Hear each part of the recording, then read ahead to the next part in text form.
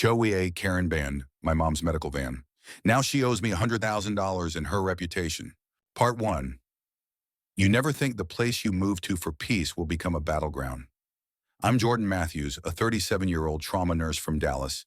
3 years ago, I moved mom into my house after her second stroke. She's 78, diabetic, and recovering from partial paralysis, but sharp as a tack and proud as ever. After nearly losing her twice, I promised her something simple: she'd never feel helpless again. That's why I bought the van. It was a used Ford Transit, retrofitted with a ramp, medical seating, and space for her portable oxygen. I paid for it out of pocket, no insurance help, no discounts, just pure, exhausted overtime and a second job I picked up at night. It wasn't pretty, but it worked. More importantly, it gave mom dignity. We moved into Oak Hollow last year. The brochure said gated community, quiet cul-de-sacs, friendly neighbors. I should have read the small print ruled by a tyrant named Karen. Karen Winthrop, 61, Pilates instructor turned president of the fake HOA, blonde bob, tennis skirts, always with a clipboard and a disapproving glare. She patrolled the sidewalks like a border guard. Her house sat 2 doors down, and she somehow saw everything. It started the day we brought mom home.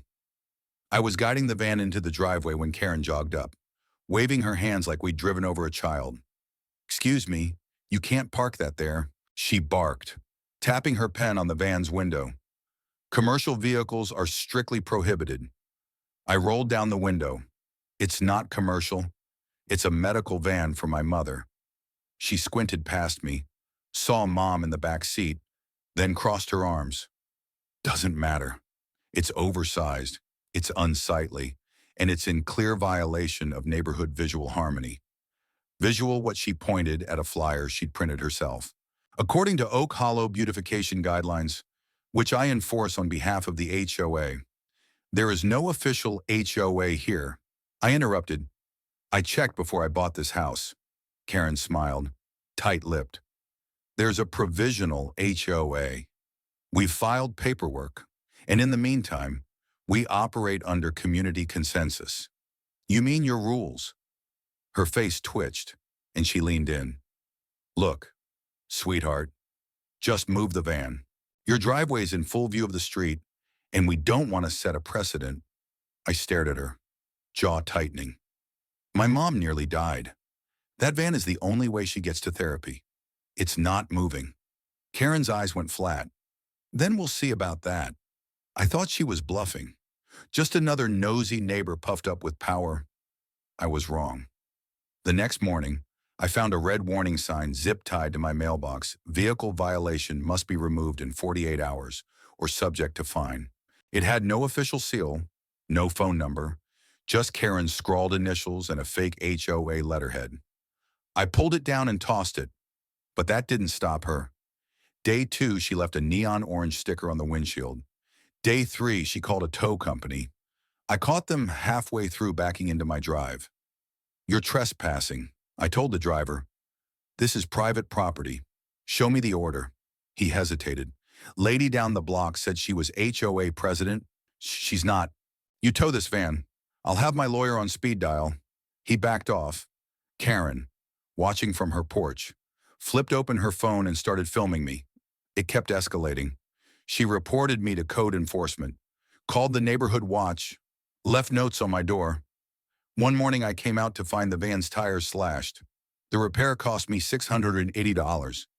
But the final straw came on a Sunday afternoon, just before mom's cardiology appointment. I stepped outside to warm up the van, and it was gone. Vanished. I called the cops. Turns out it had been towed illegally. Karen had forged a removal order and claimed the van was abandoned medical waste. I only found out because the impound lot checked the plates and realized it belonged to me. It took 4 hours, 2 cops, and 1 furious phone call to get it back. When I drove it home, Karen stood at the edge of her lawn, sipping iced tea like it was just another day. "You're really not understanding the spirit of this neighborhood," she said sweetly. I walked up to her, pulled out my phone, and hit record. "Say that again." She blinked. I said, this community doesn't want that eyesore on display. If your mother needs medical attention, maybe a facility would be more appropriate. That was it. That night, I emailed a lawyer, a real one, and I made a second promise to Mom. You won't feel helpless, and she won't get away with it. Part 2.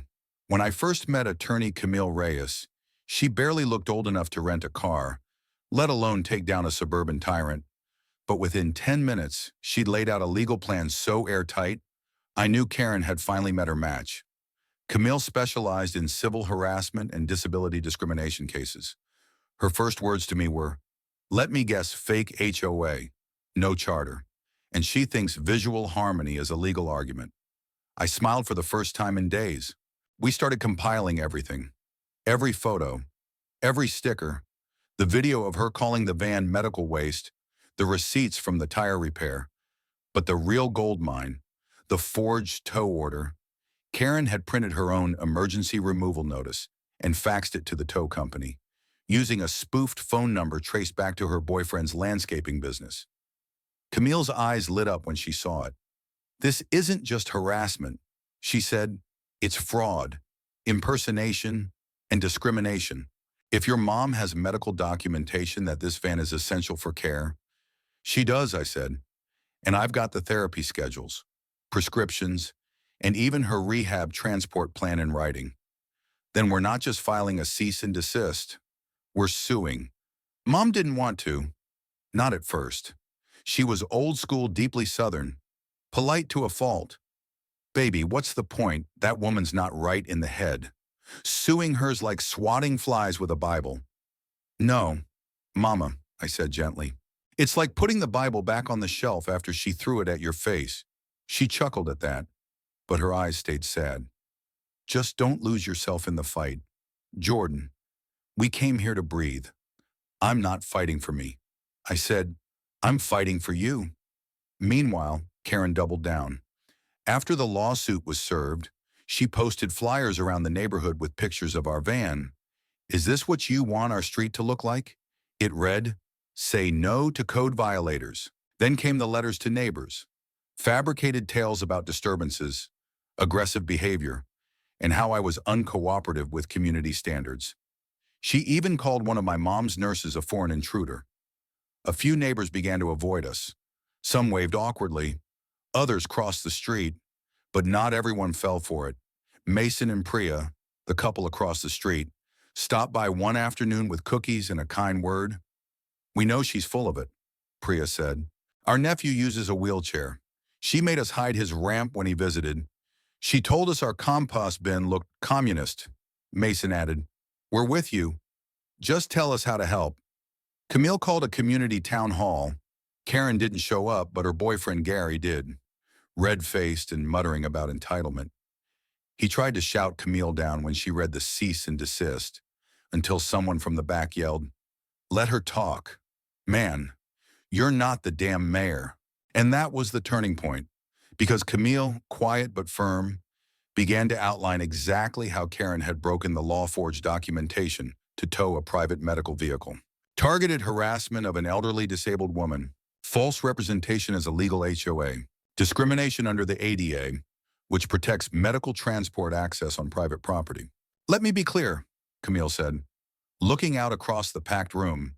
There is no legitimate HOA here, and even if there were, no HOA has the right to override the Americans with Disabilities Act. Karen Winthrop does not speak for this community, and the court will agree. A pause, then applause.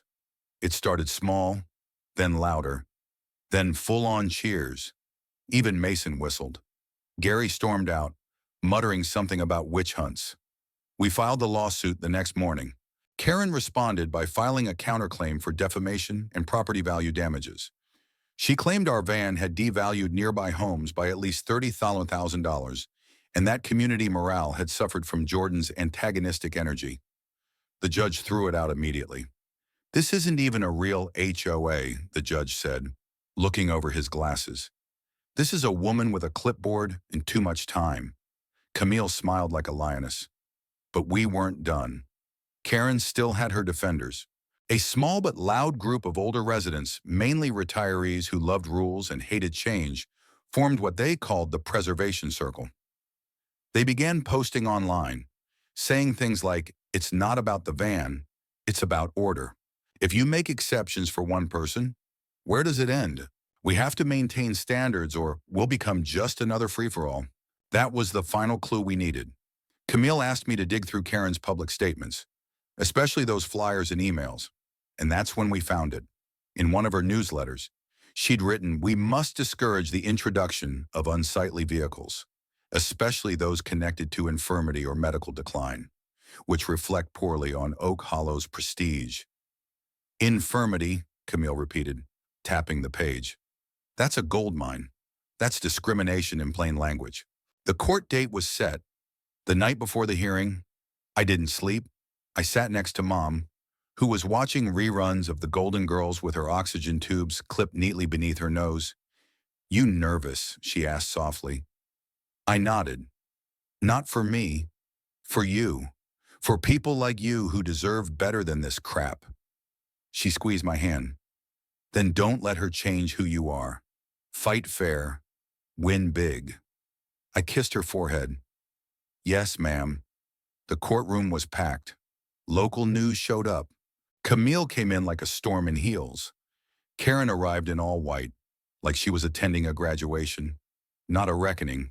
She argued that her actions were about safety and standards, that the van was an eyesore, and that others had quietly complained. She called me hostile and uncooperative. Camille didn't flinch. She pulled out the forged documents, the photos of the damaged van, the testimony from neighbors, and finally, that one newsletter with the word infirmity underlined in red. Then she called Mom to the stand. My mother, dignified in a powder blue dress, rolled her wheelchair up with a grace I'll never forget. "I served in the Women's Army Corps," she began.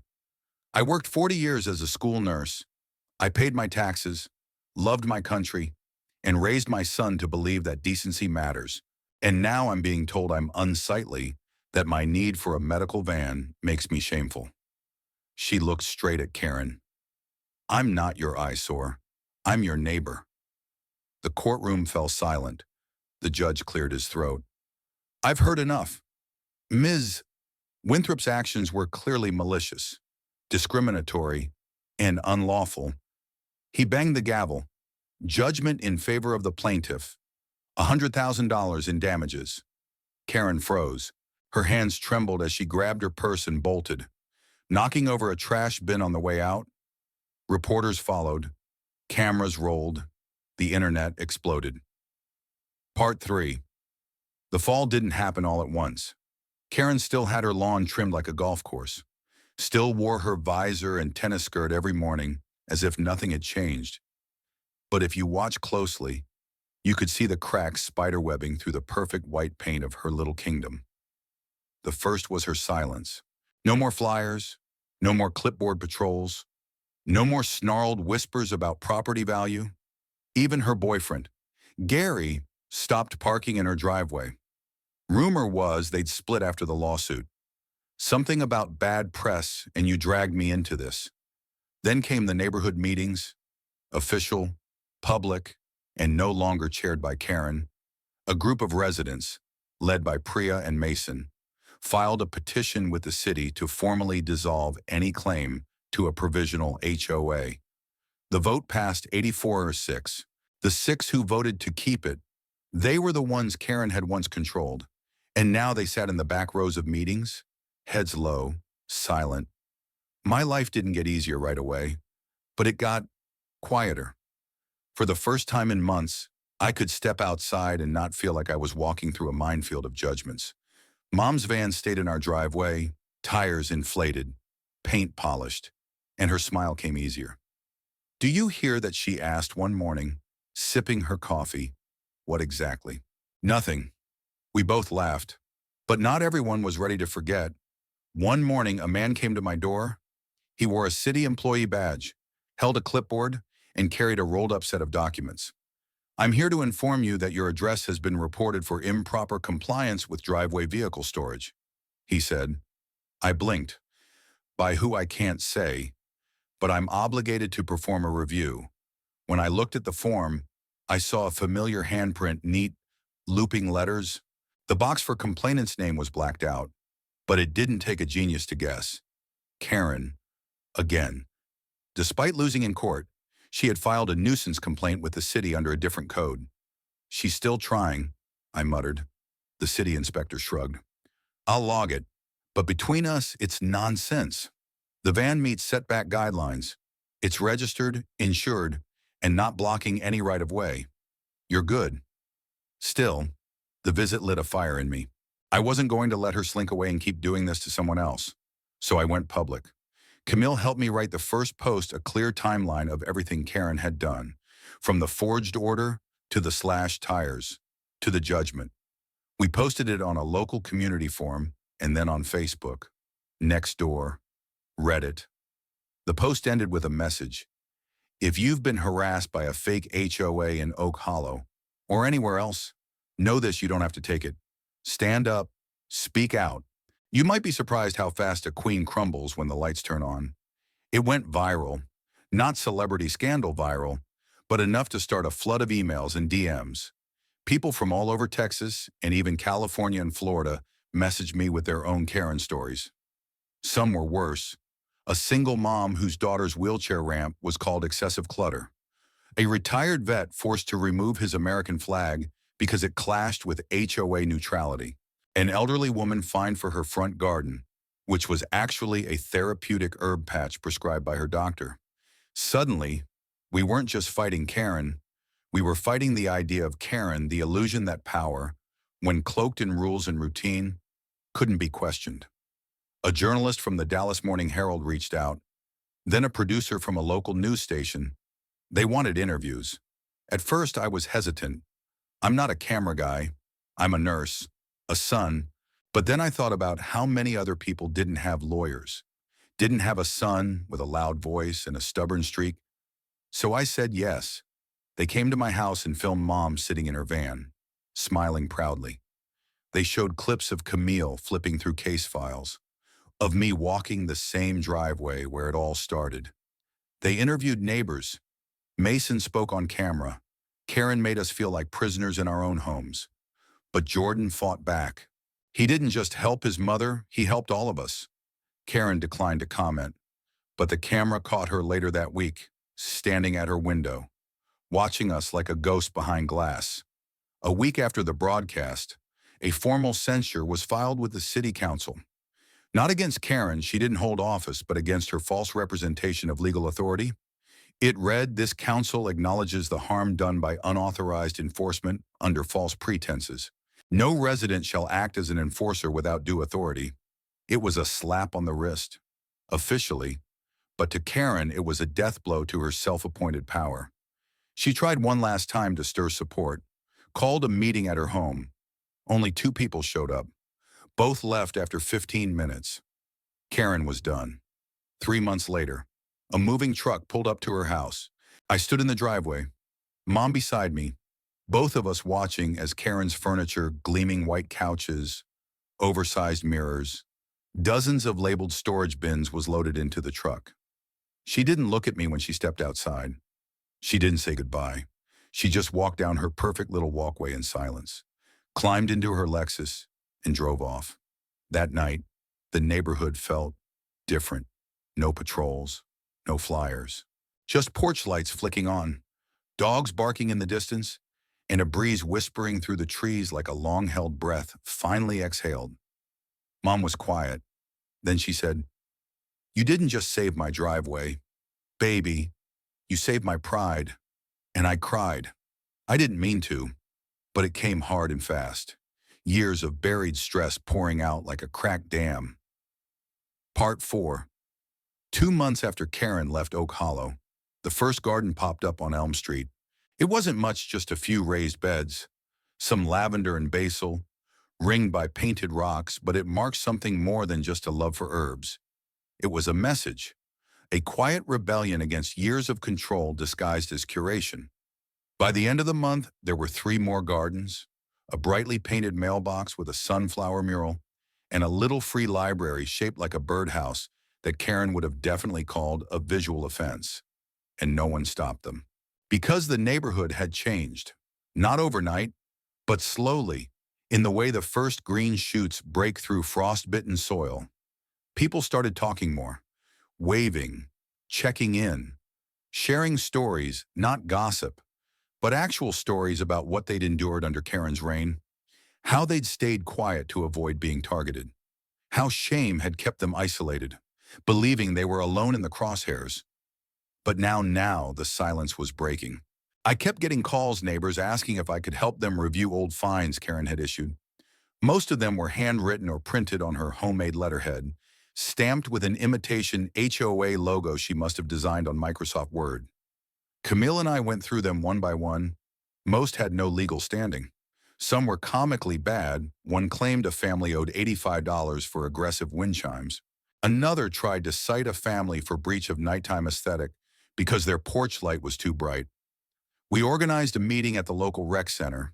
We called it Take Back Oak Hollow. To our surprise, nearly 70 residents showed up. Camille presented a simple slideshow, the difference between a legal HOA and a self-declared one, residents' rights under the ADA, Fair Housing Act, and local codes, how to file formal complaints and protect yourself from harassment. People asked questions, took notes, some even cried. Mrs. Patel, a widow in her 60s, stood up and said, "She made me feel like a criminal for having my granddaughter's tricycle in the front yard. I thought it was just me. I didn't know we could say no." That night, and we formed the Oak Hollow Civic Committee, a real registered neighborhood council with rotating leadership and no authority to fine anyone. Only support, community events, and education.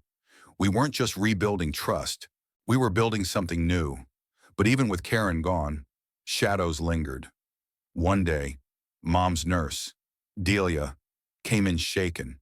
She'd seen Karen at the pharmacy in town, alone, hoodie pulled low, her face pale. She didn't make eye contact with anyone.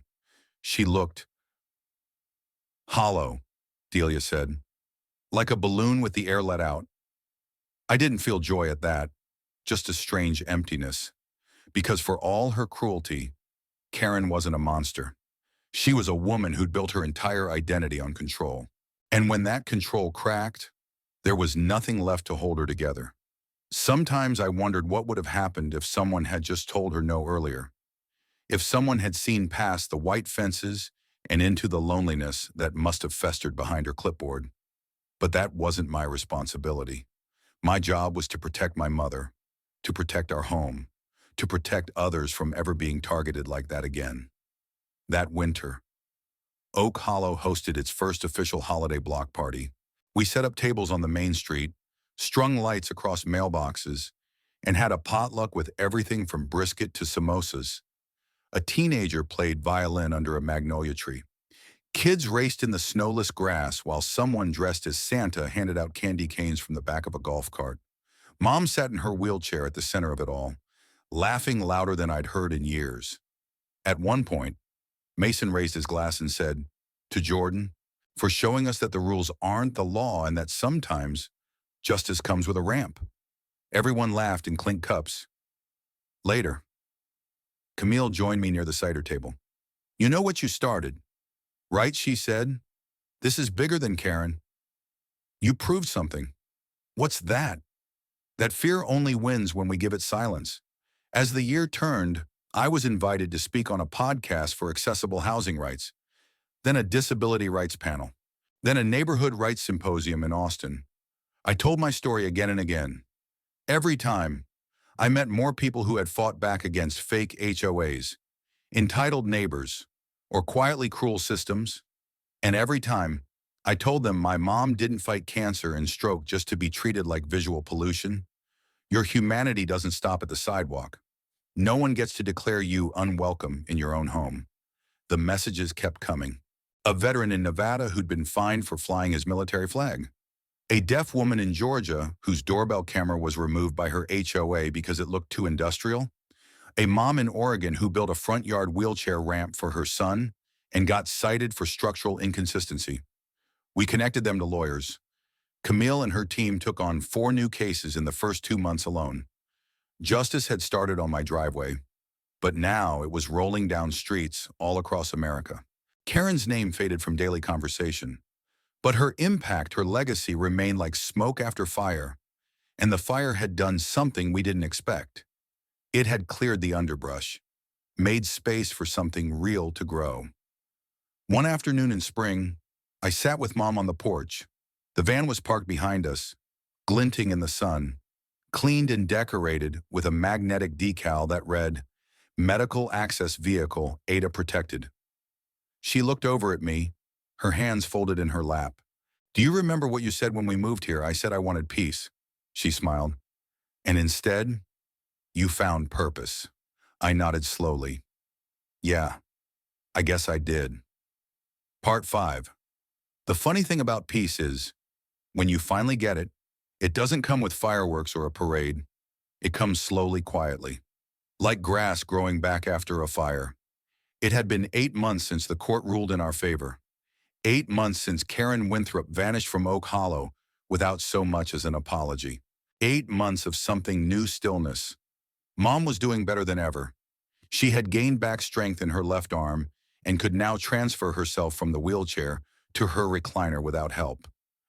We installed a small bird feeder outside her bedroom window, and every morning, she tracked the finches like she was on a nature expedition. We laughed more, ate better, slept deeper, and we were no longer afraid to open the blinds. The driveway became a symbol. At first, it was just the place we parked the van. Then it became the place where Camille met with neighbors for follow-up legal guidance. Then it became a pickup spot for community volunteer rides, folks driving elderly neighbors to appointments if they didn't have reliable transport. I got a call one day from the city council. They asked if they could nominate Oak Hollow for a resilient neighborhood feature. Apparently, someone had told them our story. I said sure, thinking nothing of it. A month later, a city rep and a local videographer arrived at our house with cameras. "We want to film the driveway," they said. I raised an eyebrow. The driveway. They smiled. It's not just a patch of concrete anymore. It's where change began. So they filmed Mom rolling down the ramp, waving. They filmed neighbors laughing, chatting, kids riding scooters. And they filmed me, standing in front of the van, saying something I hadn't rehearsed but felt in my bones. We stood our ground here, and now people are standing up everywhere. Karen's name didn't come up much anymore, but her actions had sparked policy changes across our town. A new ordinance was passed to prevent any non-governmental entity from issuing notices of violation without proper registration. The city even created a public online list of registered HOAs and neighborhood councils. And Oak Hollow, our Oak Hollow, was listed not as an HOA but a civic community collective. Open meetings, rotating leadership, no fines, just forums. And for the first time, everyone had a seat at the table. Mom insisted we plant flowers along the edge of the driveway. "Something that'll bloom in spring and remind people what we stood for," she said. So we chose yellow daylilies, low maintenance, bright as sunlight, and impossible to ignore. The same week they bloomed, a letter arrived in the mail. No return address. Inside was a single sheet of paper. I was wrong. I see that now. I let fear turn into control, and control into cruelty. I hope, one day, the good you did here outweighs the harm I caused. I'm leaving Texas, but I wanted to say thank you for standing up, even when I was the one you had to stand against. No signature, but I didn't need one. Forgiveness is strange. It doesn't come in thunderclaps or gavel strikes. It comes in quiet moments like a letter dropped in a mailbox, or a garden no longer uprooted, or a van parked in its rightful place, untouched. I never replied. Didn't need to. Because the truth is, I didn't fight Karen for revenge. I fought for Mom, for dignity, for every person who'd ever been told their struggle was an inconvenience. The last weekend of spring, we hosted a neighborhood block celebration. Not just a potluck or party, but something different. We called it the driveway dedication. Neighbors gathered around. Camille made a speech. Mason grilled ribs. Priya brought homemade mango lassi. Even the mayor stopped by for 15 minutes and shook Mom's hand. Then we unveiled the plaque. It was mounted on a stone, right at the edge of the driveway, surrounded by yellow daylilies. The words were etched in bronze. In honor of the right to belong, this driveway stood its ground. And because of that, so did we. People took photos. Some cried. Some simply touched the plaque and nodded. And Mom, she sat there in her chair, smiling like she had all the time in the world. When everyone had gone home and the sun dipped behind the rooftops, she looked at me and said, "This isn't just a story. You know, it's a seed." A seed. She nodded. "You planted something. It'll keep growing. In other towns, other hearts." And she was right, because a few weeks later, I got a call from a woman in Michigan.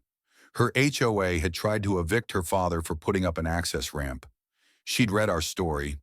She asked if I could connect her to Camille, then someone from Florida, then Colorado, then Oregon. It spread, quietly, steadily, like wildflowers in places that had long been covered in concrete. Now, when I walk down our street, I see more than houses. I see change. I see families who smile and wave. I see a community that didn't just survive a tyrant, it healed after her. And every time I pull into our driveway, I pause, just for a moment, to remember what we fought for, to remember who we did it for, and to know that no matter how small the battle may seem, when you stand your ground in the right place, you're never standing alone. The end.